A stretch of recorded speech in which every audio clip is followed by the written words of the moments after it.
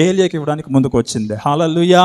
నీకు కూడా ఇలాంటి కష్ట సందర్భాలు రావచ్చు, కఠినమైన పరిస్థితులు ప్రతి వాని యొక్క జీవితంలో ఉంటాయి. అయితే నీ కఠినమైనటువంటి పరిస్థితులలో, నీకు వచ్చినటువంటి ఆ శ్రమలలో, శోధనలలో నువ్వు ఎలాగుండాలో తెలుసా?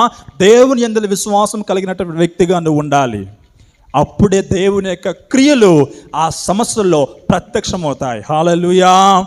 ఈ రోజుల్లో చాలా మందికి సులువైన మార్గం కావాలండి. ఎలాంటిది కావాలి? సులువైన మార్గం. చిన్న కష్టం వస్తే మోకాల్లోంచి ప్రార్థన చేయలేం. కష్టం వస్తే దేవుని కాడ ప్రార్థన చేద్దామన్న ఆలోచన రాదు. ఫోన్ కొడదాం, అరే గూగుల్ పేలో డబ్బులు ఉన్నాయారా, ఫోన్ పేలో డబ్బులు ఉన్నాయారా, ఒక రూపాయలు కొట్టు.